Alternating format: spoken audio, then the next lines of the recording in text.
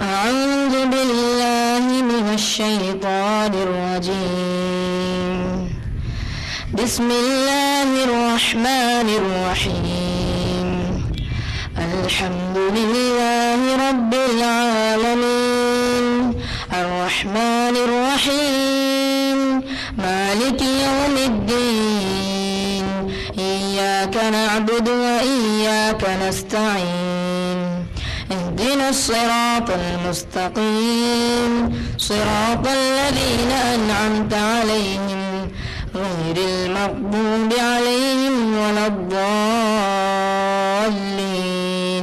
آمين.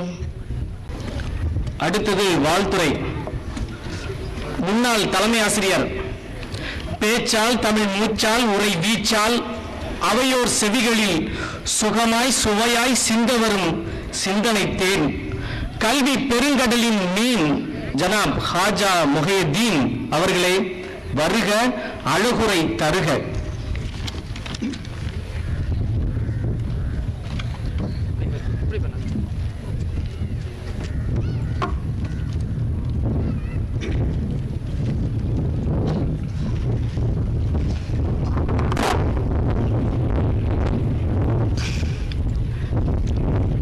அழகிலா அருளும் அளவிலா அன்பும் உலகமோர் இறையின் இனிய பெயர் போற்றி.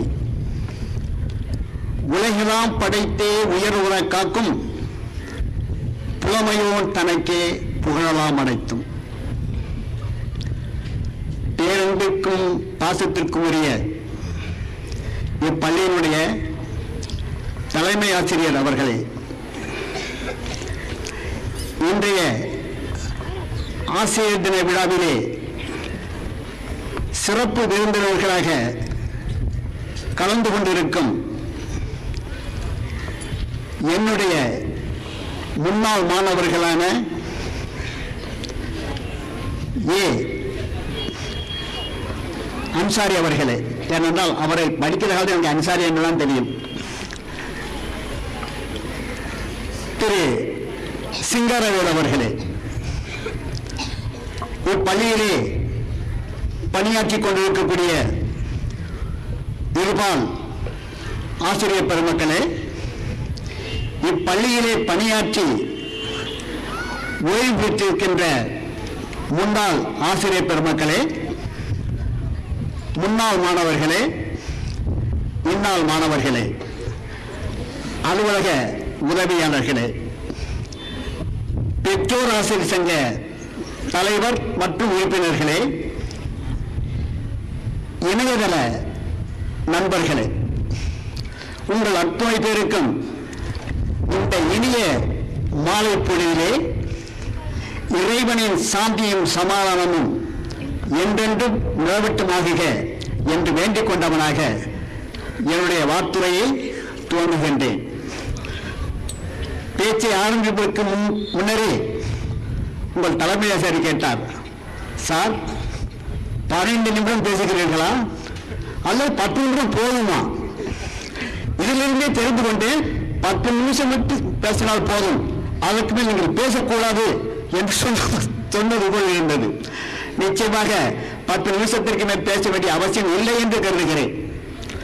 எனக்கு முன்னால் சாதனை பட்டியலை விவரித்த ஹாஜி முகமது அவர்கள் நிறைய சாதனைகளை பட்டியலிட்டார். அடிக்கடி இன்னொன்று சொல்லிக் கொண்டார், வெளி உலகிற்கு தெரியவில்லை, வெளி உலகிற்கு தெரியவில்லை என்று. நான் சொல்லுகிறேன், வெளி உலகிற்கு தெரிய வேண்டும் என்றால் அது உங்களுடைய கையில் இருக்கிறது. நீங்கள் அந்த சாதனை பட்டியல் நிச்சயமாக வெளி உலகிற்கு தெரியாது. வெளி உலகிற்கு தெரிய வேண்டும் என்று சொன்னால் மாநிலத்திலே முதலிடம், 2ஆம் இடம், 3ஆம் இடம் அல்லது குறைந்தது மாவட்ட அளவிலே முதலிடம், 2ஆம் இடம், 3ஆம் இடம் என்று வர வேண்டும். ஒவ்வொரு பாடத்திலே தனிப்பட்ட முறையில் 190 மாணவர்கள் வெற்றி பெற்றார்கள் என்றால் நிச்சயமாக வெளியுறவுக்கு தெரியாது. நான் ஒன்றை சொல்லிக் கொள்கிறேன். இப்போ சற்று முன்னர் போல் பேசினேன். நான் அடிக்கடி பட்டுக்கோட்டைக்கு போய் வந்து கொண்டிருக்கும் போது ஒரு மாணவனுடைய புகைப்படம் பெரிதாக போடப்பட்டு அது எனக்கு அறிமுகமான ஒரு ஆசிரியர் மகன் நம்முடைய காதல் மீது பெண்கள் மேல்நிலைப் பள்ளியில் பணியாற்றிக் கொண்டிருக்கக்கூடிய திருமதி சாந்தி என்ற வரலாற்று ஆசிரியர் அவர்களுடைய மகன் பாரதி ராஜா, பெரிய ஒரு அவனுடைய படம் வைக்கப்பட்டிருக்கும். அவருடைய பேர் பாரதி ராஜா. இன்றைக்கு அவன் மருத்துவக் கல்லூரியில் படித்துக் கொண்டிருக்கிறான். அவன் பட்டுக்கோட்டை வழியாக சொல்லக்கூடிய அத்தனை பேருடைய கண்காணிக்கப்பட்டான். ஏன்? அவன் எடுத்த மதிப்பினுடைய அளவு. நான் என்ன சொல்கிறேன், ஒன்று இந்த பள்ளியிலே தேர்ச்சி பெற்றவர்களுடைய விகிதத்தை வைத்துக் கொண்டு மாநிலத்தில் முதலிடம், 2ஆம் இடம், 3ஆம் இடம் பார்க்கலாம்.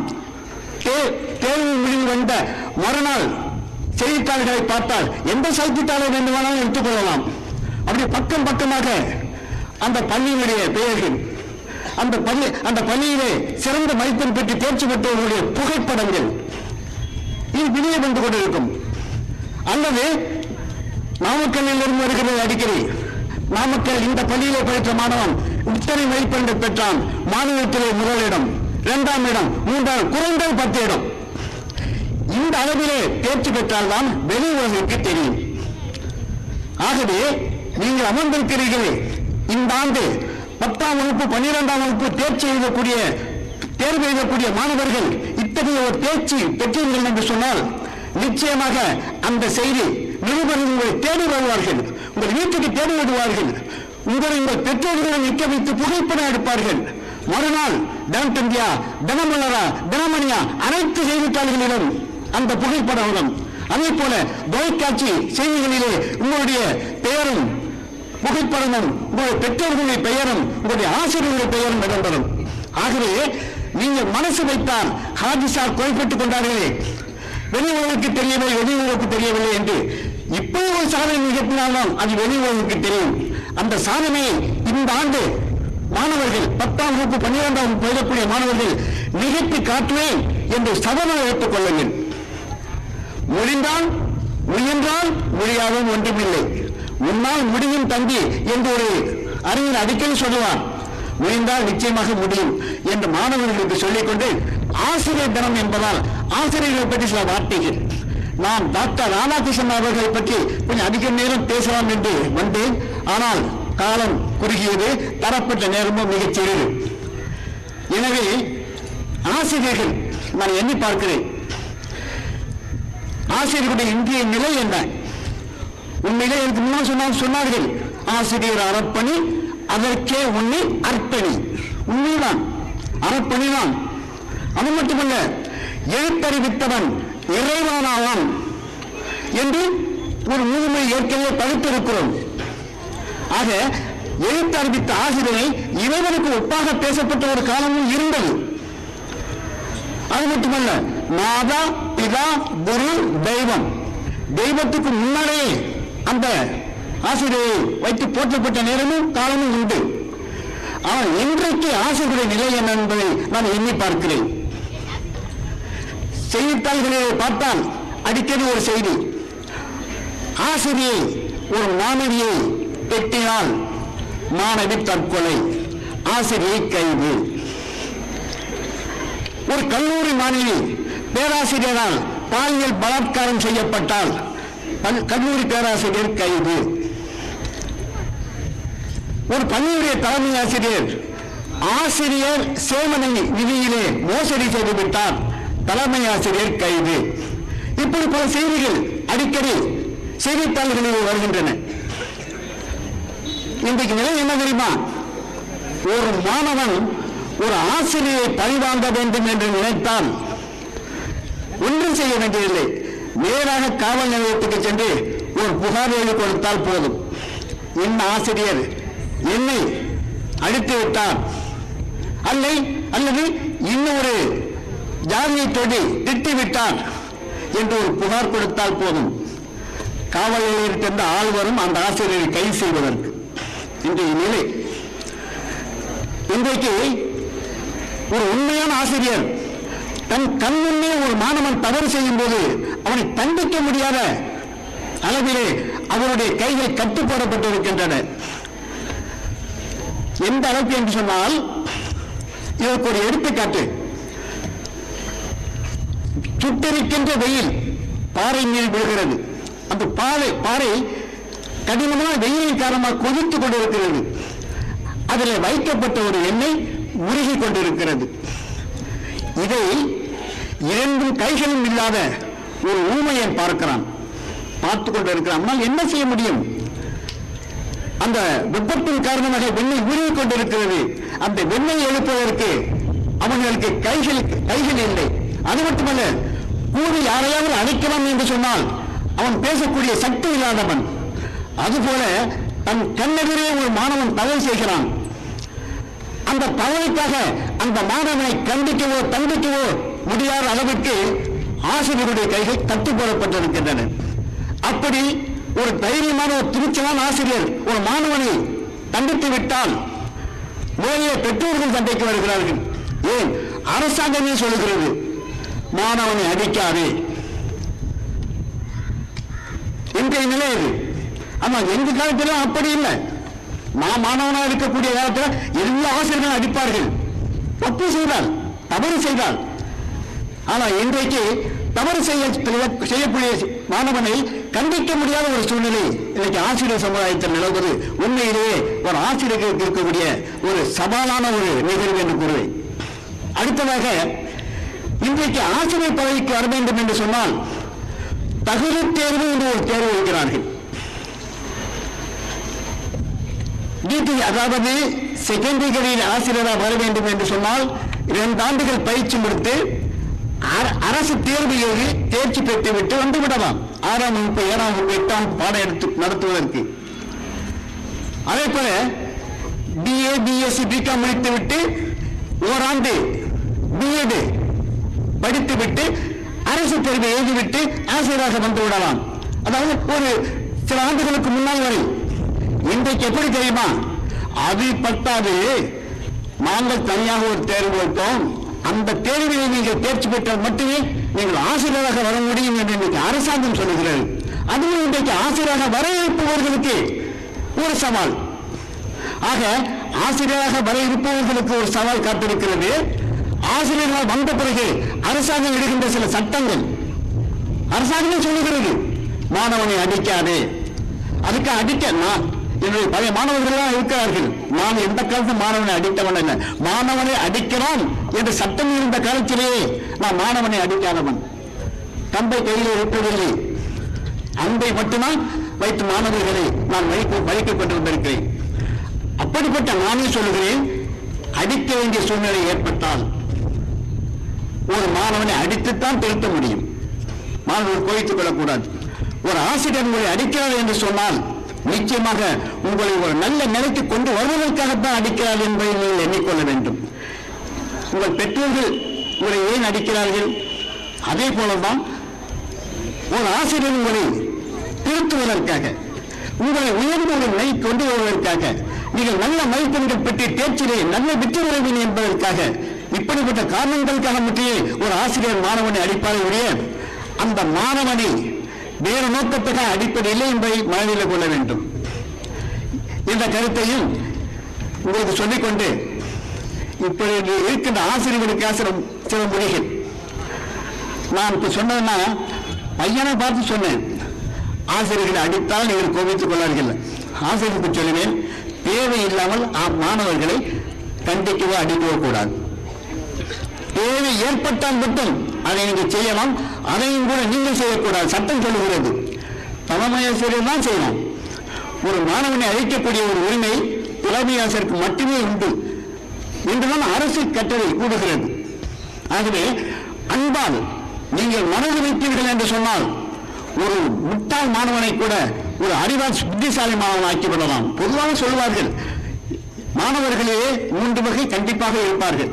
3 வகை. ஒன்று கற்பூர வகை.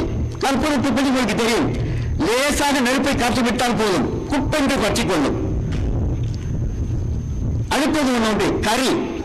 அது கரிமானவர்கள். அது நெருப்பை காற்றினால் போதாது, நெருப்பை கொட்டி ஹூ என்று ஊறி அந்த கரியை பற்ற வைக்க வேண்டும். அதே போல சில மாணவர்களிடம் ஒரு செய்தியை ஒரு முறை புரியாவிட்டால் 2வது முறை, புரியாவிட்டால் 3வது முறை சொல்லி அந்த மாணவர்களை அதை புரிய வைக்க வேண்டும். அது கரிவகை மாணவர்களை சென்றவர்கள். இன்னும் ஒன்று, வாழைப்பட்டை சொல்வார்கள். அது எவ்வளவு நிரப்பப்பட்டு எவ்வளவு நேரம் ஊதினாலும் சரிதான், அது பத்தவே பத்தாது. இப்படி 3 வகை மாணவர்கள் கண்டிப்பாக இருப்பார்கள். ஆனால் பெரும்பான்மையான மாணவர்கள் யாராக இருப்பார்கள் என்று சொன்னால் கரி மாணவர்களாகத்தான் இருப்பார்கள். அந்த மாணவர்களை பொறுத்தவரை ஆசிரியர்கள் கடினமாக உழைப்பை எடுத்துக்கொள்ள வேண்டும். அந்த மாணவர்களை பாடத்தை புரிய வைப்பதற்கு அதிகமான நீங்கள் முயற்சிகளை எடுத்துக்கொண்டு நீங்கள் உழைப்பீர்கள் என்று சொன்னால் நிச்சயமாக அந்த மாணவர்களை ஒரு சிறந்த மதிப்பெண் பெற்று அவர்கள் தேர்ச்சி அடைவதற்கு நம்மால் கண்டிப்பாக முடியும் என்பதை நீங்கள் நம்பி அந்த முயற்சியை மேற்கொள்ள வேண்டும் என்று கேட்டுக்கொண்டு, இன்னும் ஒரே ஒரு செய்தி. ஒரு ஆசிரியர், கல்லூரி ஆசிரியர் வகுப்பறைக்கு செல்லுகின்றால் வகுப்பறைகளுக்கு வெளியே கூளம் குப்பைகள், பழைய துணிகள், பழைய காகிதங்கள் இதெல்லாம் கிடக்கின்றன. அந்த ஆசிரியர் என்ன செய்தார் தெரியுமா? அப்படியே அதை எடுத்து தன்னுடைய சட்டை பைக்குள் வைத்துக் கொண்டு வகுப்பறைக்குள் நுழைகிறார். போய் பாடம் நடத்துகிறார். அந்த பாடம் நடத்தி முடித்த பிறகு அப்படியே தன் பையிலே உள்ள அந்த கூள குப்பைகள் எடுத்து மேஜை மீது வைக்கிறார். வைத்துவிட்ட மாணவர்கள் பார்த்து சொல்கிறார், இது நம்முடைய வகுப்பறைக்கு வெளியிலே இருந்த கூள குப்பைகள். நான் உள்ளே நுழையும் போது நான் பார்த்தேன், எடுத்து என் பையிலே வைத்துக் கொண்டேன். இப்படி இருக்கக்கூடாது. வகுப்பறை உள்ளே எந்த அளவுக்கு சுத்தமாக இருக்கிறதோ அதே அளவுக்கு வகுப்பறை வெளியிலும் தூய்மையாக சுத்தமாக வைத்துக் கொள்ள வேண்டும் என்று சொன்னார். அப்பொழுது அந்த மாணவர்கள் எல்லாம், அதாவது நம்முடைய பேராசிரியரே எடுத்து சட்டைப்பைக்குள்ளே வைத்துக் கொண்டு வந்து விட்டார், இனிமேல் நடக்கக்கூடாது என்பதற்காக அடுத்த நாளிலிருந்து வகுப்பறைக்கு வெளியேயும் சுத்தமாக வைத்துக் கொள்ள வேண்டும் என்ற உணர்வு அவர்களுக்கு ஏற்பட்டது.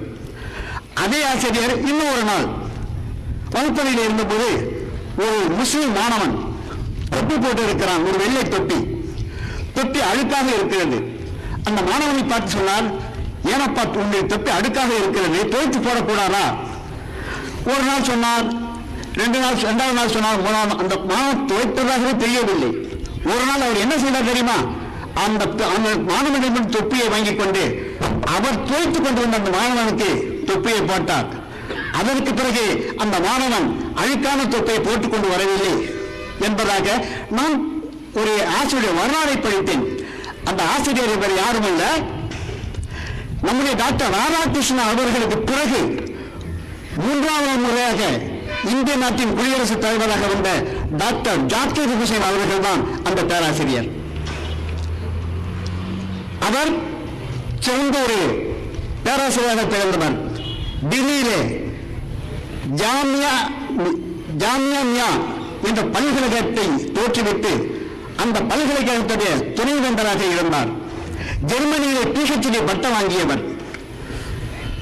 நம்முடைய டாக்டர் ராதாகிருஷ்ணன் அவர்களுக்கு பிறகு அடுத்த முறை அவர்தான் இந்திய நாட்டினுடைய குடியரசுத் தலைவராக வந்தார். இப்படிப்பட்ட நல்ல ஆசிரியர்களை எல்லாம் நாம் நம்முடைய குடியரசுத் தலைவராக பெற்றிருக்கிறோம். அந்த ஒரு பெருமை நம்ம நாட்டுக்கு உண்டு. நம்முடைய ஆசிரியர்களுடன் எண்ணி பார்க்க வேண்டும். நாம் ஆசிரியர் தினமாக நம்முடைய தினம், ஆசிரியர் தினம் நம்முடைய தினம். இந்த தினம் டாக்டர் ராதாகிருஷ்ணன் அவர்களுடைய பெயரால் அவருடைய பிறந்த நாளை கொண்டு கொண்டாடுவது நமக்கு மிகுந்த சிறப்பு உண்டு. ஏனென்றால் ஒரு பெரிய மேலை டாக்டர் ராதாகிருஷ்ணனை பற்றி சொல்லுவார்கள். ஏன்னா அவரை பற்றி நான் பேசவில்லை, ஒரே ஒரு செய்தி. 2 சிறப்புகள் அவருக்கு உண்டு. முதல் சிறப்பு, உலகத்திலேயே அதிகமான டாக்டர் பட்டம் வாங்கியவர் யார் என்றால், உலகத்திலேயே, நான் தமிழ்நாட்டிலேயே சொல்லவில்லை, இந்தியாவிலேயே சொல்லவில்லை, உலகத்திலேயே அதிகமான டாக்டர் பட்டம் கௌரவ டாக்டர் பட்டம் அவர் வாழ்ந்த காலத்திலே உலகத்தில் உள்ள அத்தனை பல்கலைக்கழகங்களும் டாக்டர் ராதாகிருஷ்ணன் அவர்களை தங்களிடம் அழைத்து கௌரவ டாக்டர் பட்டம் கொடுத்து அவரை சிறப்பித்தது. 100க்கும் மேற்பட்ட பல்கலைக்கழகங்கள் அவருக்கு டாக்டர் பட்டம் கொடுத்து கௌரவித்தது அவருக்கு கிடைத்த மிகப்பெரும் சிறப்பு. அது மட்டுமல்ல, அவர் பேராசிரியராக பணியாற்றினார். ஒரே காலகட்டத்தில் 3 இடங்களிலே பேராசிரியராக பணியாற்றினார். ஒன்று மைசூர் மகாராஜா கல்லூரி, இன்னொன்று கல்கத்தா பல்கலைக்கழகம், 3வது காசி இந்து பல்கலைக்கழகம். இந்த 3லும் ஒரே காற்றில் விமானத்தில் ஒரு வாரத்திலே 6 நாட்கள் என்று சொன்னால் 2 நாட்கள் ஒரு கல்லூரி, அடுத்த 2 நாட்கள் அடுத்த கல்லூரி, அடுத்த 2 நாள் அடுத்த கல்லூரி என்று விமானத்தில் பறந்து அவர் பேராசிரியராக பணியாற்றி இருக்கிறார். அந்த அளவுக்கு ஒவ்வொரு மாநிலத்தவர்களும் எங்கள் பள்ளிக்கு வாருங்கள் என்று அழைத்து அவரை பணி கொடுக்க வாய்ப்பு கொடுத்தார்கள். ஆக இந்த அளவுக்கு ஒரு மிகச்சிறந்த ஒரு மனிதனுடைய பிறந்த தினம் ஆசிரியர் தினமாக கொண்டாடப்படுவதிலே ஆசிரியர்கள் நிச்சயமாக மகிழ்ச்சி அடைய வேண்டும் என்று கேட்டுக்கொண்டு ஆசிரியர்கள் தங்கள் பணியை மிகச் சிறப்பாக செய்ய வேண்டும். நம்முடைய பணியின் காரணமாக நம்முடைய மாணவர்கள் ஒரு உன்னதமான நிலைக்கு வர வேண்டும் என்று ஆசிரியர்களை கேட்டுக்கொண்டு அவர்களை வாழ்த்தியவனாக என் உரையை நிறைவு செய்து கொள்கிறேன். நன்றி. அஸ்ஸலாமு அலைக்கும்.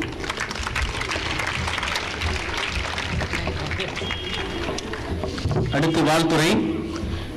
இணையம் உலக உடலின் கணையம்.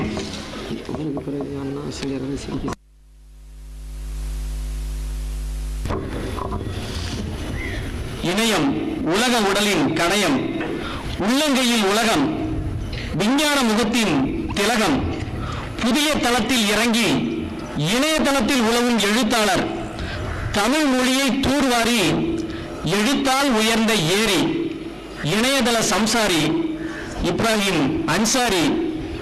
வாருங்கள், வாழ்த்தி பேசுங்கள், வார்த்தை சாமரம் வீசுங்கள்.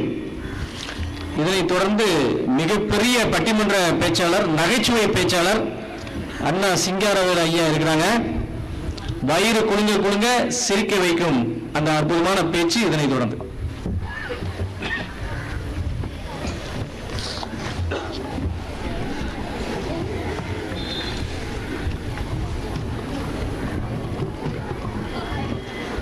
அருளன்பு பண்பில் அளவற்ற உந்தன் திருநாமம் போற்றி தோங்குகிறேன் அல்லாஹ். எல்லா உலகும் ஏகமாய் காக்கும் வல்லன் உனக்கே வான்புகள் அல்லாஹ். அடியாருக்கு அருளும் அன்பான நீயே, முடிவான நாளின் முதலோனே இறைவா. நன்னெறி மீதே நடத்துவா எம்மை, நின்னருள் நேயர் நெறியினில் இறைவா. நின் கோபம் கண்டோ நெறிவிட்டு அகன்றோ செல்நெறி கண்ணில் செலுத்தாத இறைவா என பிரார்த்திக்கும் எங்களை அங்கீகரித்து ஏற்றுக்கொள்வாயாக என்று தோன்றவனாக என்னுடைய உரையை தொடர்கிறேன். மதிப்பிற்கும் மரியாதைக்கும் உரிய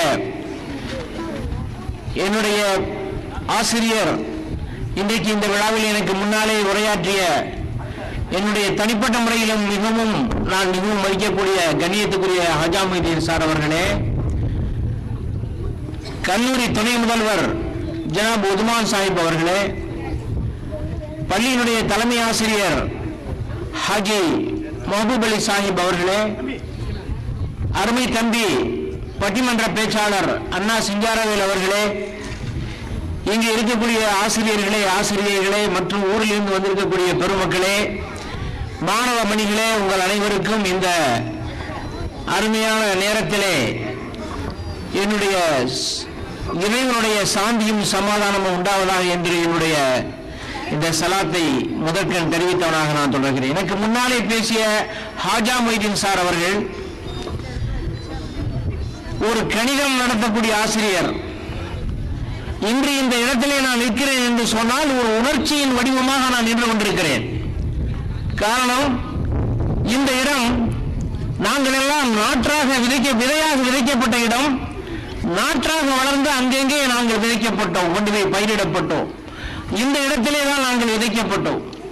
எங்களை விதைத்தவர்களிலே ஒருவர் ஹாஜா மொய்தீன் சார் அவர்கள். அதிலும் குறிப்பாக சொல்ல போனால் பின்னாலே அமர்ந்திருக்கிறார்கள் ரங்கராஜன் சார் அவர்கள் இங்கே வந்திருக்கிறார்கள். அவர்களை பார்த்ததுடன் எனக்கு கண்ணிலே நீர் வந்துவிட்டது. காரணம் என்ன என்று சொன்னால், அவர்களெல்லாம் ஆளாக்கியதனாலே தான் இன்றைக்கு நாங்கள் எல்லாம் இன்றைக்கு ஒரு மனிதர்களாக இங்கே உலவிக் கொண்டிருக்கிறோம். இது ஆசிரியர் தினம். ஆசிரியர் தினத்திலே இந்த பழைய ஆசிரியர்களையும் நாங்கள் படித்த இந்த பள்ளியையும் பார்க்கின்ற நேரத்திலே அப்படியே உணர்ச்சி ததும்பிதான் நாங்கள் இருக்கிறோம் என்பதை இங்கே நான் சொல்லிக் கொள்கிறேன். ஹாஜா மொய்தீன் சார் அவர்களை பற்றி சொல்ல வேண்டும் என்று சொன்னால், அவர்கள் கணித பாடம் நடத்துவதை ஒரு இலக்கிய பாடம் நடத்துவதை போல நடத்துவார்கள். ஒரே ஒரு உதாரணத்தை உங்களுக்கு சொல்லுகிறேன். ஒரு முறை கணித பாடம் நடத்துகிற போது, அதாவது பாசிட்டிவ் தாட்ஸ், நெகட்டிவ் தாட்ஸ் என்று இருக்கிறது, நேர் எதிர்மறை, இவற்றை பற்றி விளக்குவதற்காக வந்த ஹாஜா மொய்தீன் சார் அவர்கள் ஒரு உதாரணத்தை சொன்னார்கள். ஒரு கல்யாண வீடு, அங்கே நாதஸ்வர கச்சேரி நடந்து கொண்டிருக்கிறது. 2 தமிழ் வித்வான்கள் உட்கார்ந்து இருக்கிறார்கள். அவர்கள் வாசித்துக் கொண்டிருக்கிறார்கள். காலை நேரம் 7 மணி 8 மணி 8:30 மணி ஆகிவிட்டது. எல்லோருக்கும் காலை உணவு பரிமாறப்பட்டு விட்டது. இந்த தமிழ் வித்வான்களுக்கு ஒன்றும் போடவில்லை. அவங்களுக்கு பசி தாங்க முடியவில்லை. இது எப்படி கேட்பது என்று தெரியவில்லை. ஆகவே என்ன செய்கிறார் என்று சொன்னால், ஒருவர் நெகட்டிவ் தாட் உள்ளவர், நமக்கு இட்டலி கிடைக்குமா கிடைக்காதா என்று அவருக்கு சந்தேகம். இன்னொருவர் இட்டலி கிடைக்கும் என்று அவருக்கு நம்பிக்கை. இப்ப இட்டலி கிடைக்குமா என்ற சந்தேகத்தை அவர் கேட்பதற்காக என்ன செய்தார்? தமிழை எடுத்து இட்டலி கிட்டுமா இட்டலி கிட்டுமா என்று அடித்தார். உடனே இது கிடைக்கும் நிச்சயம் கிடைக்கும் நிச்சயம் பாக்கி இருக்கு என்று சொல்லி அவர் கிட்டும் கிட்டும் கிட்டும் கிட்டும் என்று அவர் அடித்தார். இதை கணக்கு பாடத்திலே சொன்னவர் ஹாஜா மைதீன் சார் அவர்கள். பித்தபுரஸ் தேட்டம் என்று ஒரு தேட்டம் இருக்கிறது. அந்த தாமரை மொட்டு தண்ணீரிலே படுவதை பற்றி அது எனக்கு கணக்கு அறிவு அளவு கிடையாது, அப்படி சொல்வார்கள். அதை பாடம் நடத்துகிற போது எப்படி இவர் சொல்லுவார்? தாமரை பூத்த தடாகத்திலே சூரியனுக்காக நாணி கோணிய ஒரு தாமரை மொட்டு தலை கவிழ்ந்தது என்று சொல்லி அந்த பாடத்தை விளக்குவார். இப்படிப்பட்ட கணித ஆசிரியர்கள் எல்லாம் எங்களுக்கு பாடம் நடத்தினார்கள். அதேபோல் இங்கே வந்திருக்கக்கூடிய ரங்கராஜன் சார் அவர்கள் அந்த மூலையில் இருந்த வகுப்பிலே 7ஆம் வகுப்பு நாங்கள் படிக்கிற போது அன்று அவர் சொன்ன விஞ்ஞானம் இன்றும் எனக்கு ஞாபகம் இருக்கிறது. 40-45 வருடங்களுக்கு முன்பாக அவர் சொன்னது, ஒவ்வொரு மனிதனுக்கும் இதயம் அவனுடைய கைப்பிடியின் அளவுதான் இருக்கும் என்று ரங்கராஜன் சார் அவர்கள் சொன்னார்கள். அன்று சொன்னார்கள், இன்று வரை நமக்கு ஞாபகத்தில் இருக்கிறது.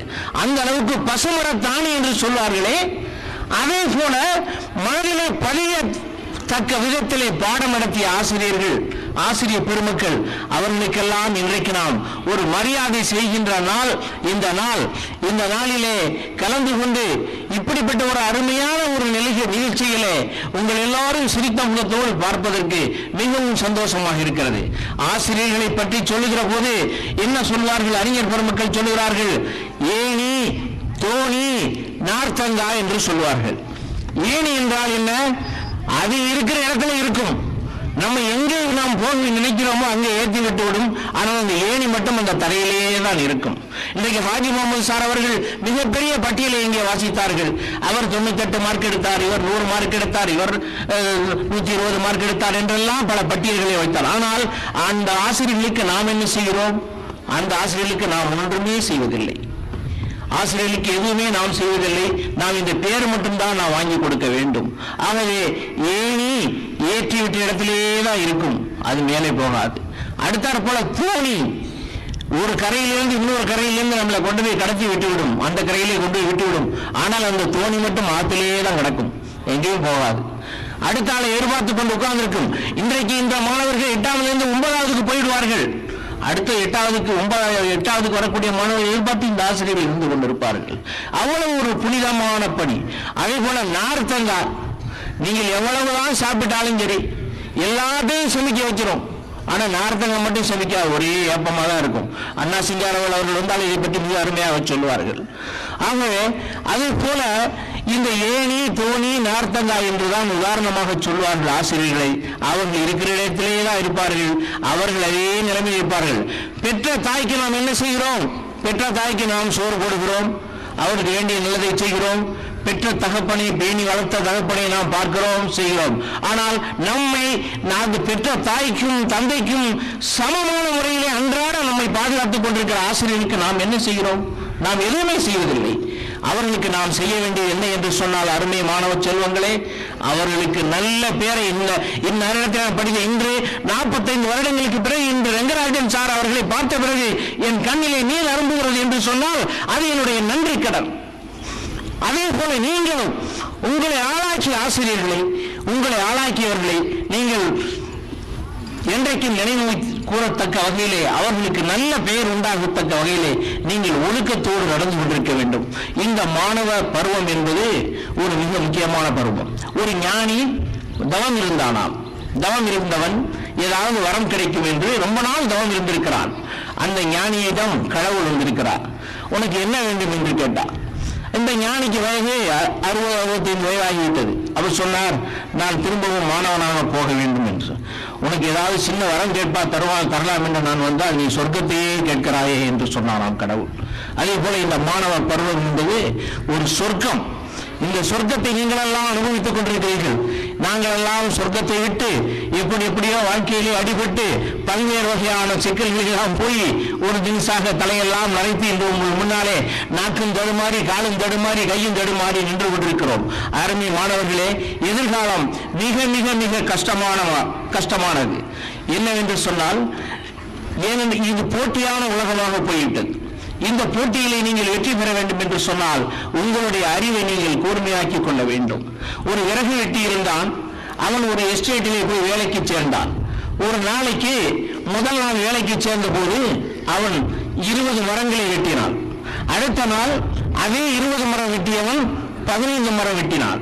அடுத்த நாள் 12 மரம் தான் வெட்ட முடிந்தது. அதற்கு பிறகு அவனாலே 10 மரம் தான் வெட்ட முடிந்தது. பிறகு இப்படியே தேம்பி 2 மரத்துக்கு மேல அவனால் வெட்ட முடியவில்லை. நேராக அந்த எஸ்டேட் முதலாளியிடம் போய் சொன்னான், நான் என்ன செய்வது? நான் எப்போதும் போல காலையில் 7 மணிக்கு வேலைக்கு வருகிறேன், நாள் பூரா வேலை செய்கிறேன்.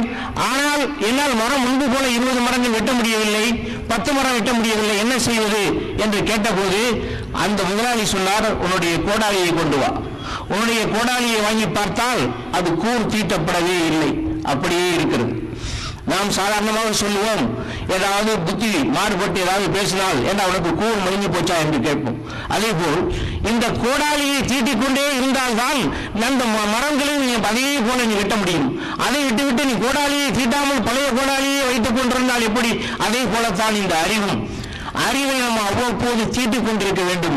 அறிவை அவ்வப்போது தீட்டிக் கொண்டிருக்க வேண்டும். அப்படி தீட்டினால்தான் நம்மாலே ஒரு மனிதனாக எழுந்து நிற்க முடியும். மாணவர்களே, ஒன்றை நான் வலியுறுத்தி சொல்ல விரும்புகிறேன். அதாவது ஒரு மனிதனுக்கு முக்கியமான தேவை அறிவு, ஞானம்.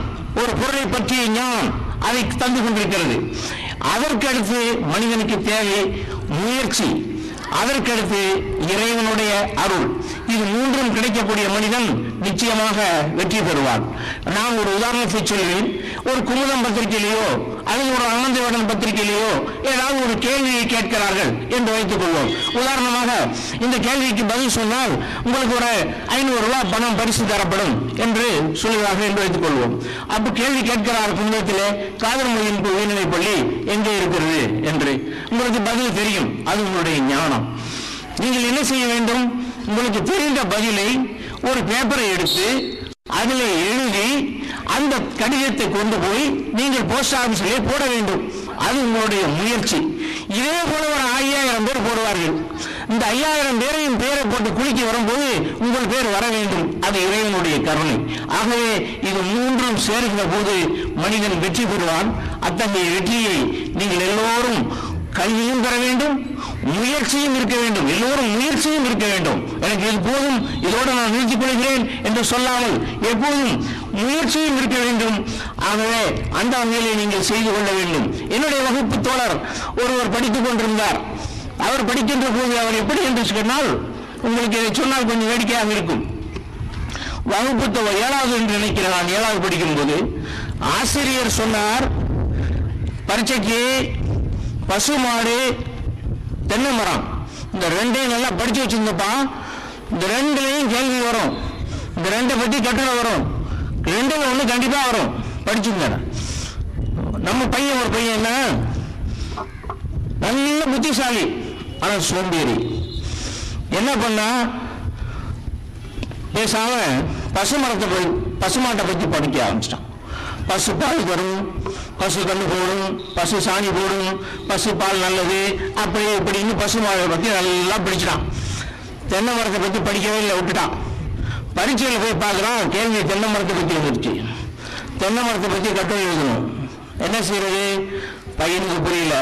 சரின்னு சொல்லிட்டு மேலே தென்னை மரம் எழுதலாம், பேப்பர்ல கீழே எழுதலாம், பசு வீட்டில் வளர்க்கப்படுகிறது, பசு கன்று போடும், பசு நல்லது, பசு அமைதியானது, பசு பால் உடம்புக்கு நல்லது, பசுமாட்டை பற்றி அதான் படிச்சிருக்கான். அதை படிச்சு எழுதிட்டு கடைசியில் என்ன பண்ணான், புத்திசாலின்னு சொல்லல, இந்த பசுவை கொண்டு போய் தென்னை மரத்திலே கட்டலாம். கட்டின பிறகு அவங்க போடக்கூடிய சாணி தென்னை மரத்து நல்லா தேங்காய் தரும் சேர்த்து எழுதிட்டான். இந்த மாதிரி அதாவது போட்டு குழப்புறது, எதையாவது போட்டு குழப்பி இந்த மாதிரி எல்லாம் செஞ்சாலும் மார்க் கிடைக்காது. ஆகவே மாணவர்கள் படிக்கிற போது ரொம்ப தெளிவான முறையில் பரீட்சைக்கு போகிற போது நீங்கள் நல்ல ஒரு படையை ஒரு சண்டையை எதிர்கொள்வதற்கு போகக்கூடிய படை வீரர்களை போல நீங்கள் போக வேண்டும் என்று நான் சொல்வேன். நீங்கள் பரீட்சைக்கு போகும்போது நீங்களாகவே நினைச்சுக்கிறது, இந்த கேள்விதான் வரும், இந்த கேள்வி வராது, நம்ம இந்த கேள்விக்கு பதில் சொல்லுவோம், இந்த கேள்வியை விட்டுடுவோம், இல்லை சாய்ஸில் விட்டுருவோம் அப்படின்னு சொல்லிட்டு நீங்க போறது. அப்படி போகும்போது என்ன ஆகுது என்று சொன்னால் பல பிரச்சனைகள் உண்டாது. நீ அவங்க அங்க கேட்கிற கேள்வி வேற, நீங்க அங்க எழுதி வைக்கிற பதில் வேற. எப்படின்னு சொன்னா, ஒரு ஊர்ல ஒரு மாமனார் ஒருத்தர் இருந்தாரு. நல்லா கேளுங்க. ஒரு ஊர்ல ஒரு மாமனார் ஒருத்தர் இருந்தாரு. அவருக்கு ஹார்ட் அட்டாக். சின்ன அதிர்ச்சியான செய்தி கேள்விப்பட்டா கூட அவரால் தாங்க முடியாது. அப்படி இருக்கும்போது அவருக்கு ஒரே ஒரு கண்ணான செல்ல மருமகன் இருந்தான். அவனுக்கு ஒரு ஆக்சிடென்ட்ல காது செவிடா போச்சு. இந்த காது செவிடா போன மருமகன் மாமனாரை போய் பார்க்கணும். மாமனாருக்கு ஹார்ட் அட்டாக், உடம்பு சரியில்லை போய். ஆனா அந்த செய்தி செவிடா போச்சுங்கிற செய்தியை மாமனாருக்கு சொன்னா மாமனாரை அந்த அதிர்ச்சியிலே மண்டையை போட்டுருவார். ஆகினால என்ன செய்யறது அப்படிங்கும்போது இவனாவே நினைச்சான், நம்ம என்ன பண்ணுவோம், மாமனாரை போய் பார்ப்போம், போய் பார்த்து முதல் கேள்வி கேட்போம், மாமா உடம்பு எப்படி இருக்குன்னு கேட்போம். மாமா சொல்லுவாரு, ரொம்ப நல்லா இருக்கு, இப்ப பரவாயில்ல, நல்லா போயிட்டு இருக்கு அப்படின்னு சொல்லுவோம். அப்படியா, ரொம்ப சந்தோஷம்னு நம்ம பதில் சொல்லணும். நினைக்கலாம், நம்ம பதில் சொல்லணும். அடுத்த கேள்வி கேட்கணும், என்ன மருந்து சாப்பிடுறீங்கன்னு கேட்கணும். ஏதாவது ஒரு மருந்து சொல்லுவாரு, நல்ல மருந்து, அதே சாப்பிடுங்க, உடம்புக்கு ரொம்ப நல்லதுன்னு சொல்லணும். அடுத்தது கேட்கணும், எந்த டாக்டர்கிட்ட காட்டுறீங்கன்னு கேட்கணும். டாக்டர் ஏதாவது ஒரு டாக்டர் சொல்லுவாரு, அவர் நல்ல டாக்டர், அவர்கிட்ட காட்டுங்க சொல்லுங்க, முடிவு பண்ணிட்டு போயிட்டான். ஏன்னா மாமனாருக்கு செவருன்னு காட்டிக்க கூடாது. அங்க போய் மாமனார்கிட்ட கேட்டான், ஆமா உடம்பு எப்படி இருக்கு, உடம்பு போக போக ரொம்ப மோசமா இருக்கு, வர வர ரொம்ப சரியில்லை, என்ன செஞ்சாலும் சரியா இல்லைன்னு சொன்ன. அப்படியா, இவன் செவிட, இவன் அப்படியா, ரொம்ப சந்தோஷம். சரி, எந்த டாக்டர்கிட்ட காட்டுறீங்க? எல்லா டாக்டர்கிட்டையும் காமிச்சாச்சு, எமன் தான் வரணும் போடுறது. அப்படியா, அவர் என்ன டாக்டர், அவர்கிட்ட காட்டுங்க. என்ன மருந்து சாப்பிட்றீங்க? அவர் மருந்து எல்லா மருந்தும் சாப்பிட்டாச்சு, விஷத்தை தூக்கி குடிக்க வேண்டியதான், நல்ல மருந்து. இது எப்படி நகைப்புக்கு நமக்கு இடமாங்கிறதோ அதே போலதான் நம் பரீட்சையில நம்ம எந்த கேள்வி கேட்டாலும் அதுக்கு பதில் சொல்றதுக்கு நம்ம தயாராக போகணும். அதே பிரகாரம் நம்ம நல்ல ஒரு மாணவர்களாக இந்த பள்ளிக்கு நல்ல பேர் பெற்று தர வேண்டும். மிகச் சிறந்த மாணவர்களாக நாம் ஆக வேண்டும். உலக அரங்கில நம்முடைய இந்தியாவுடைய பெருமையை நாம் வைக்க வேண்டும். நாம் இது ஒரு வாழ்க்கை, இந்த வாழ்க்கை ஒரு ஐஸ்கிரீம் போல. இந்த ஐஸ்கிரீமை நீங்கள் சாப்பிட்டாலும் சரி சாப்பிடாட்டியும் சரி அது கரைஞ்சு போய்விடும். ஆகவே உங்களுடைய வாழ்க்கை உங்கள் கையில். நீங்கள் சிறந்த முறையில் நல்ல மாணவர்களாக வாழ வேண்டும் என்கின்ற வாழ்த்துக்களை இன்றைக்கு சொல்லி, நீங்கள் எல்லாம் அண்ணா சிங்காரவேல் அவர்களுடைய பேச்சை கேட்பதற்கு ஆர்வமுடன் காத்துக் கொண்டிருக்கிறீர்கள். உங்களை அதிக நேரம் காக்க வைக்காமல் உங்களுக்கு இடைவெளி விட்டு அனைவருக்கும் என்னுடைய அன்பான நன்றியை வாழ்த்துக்களையும் கூறி விடைபெற்றுக் கொள்கிறேன். அஸ்ஸலாமு அலைக்கும் வரஹ்மத்துல்லாஹி.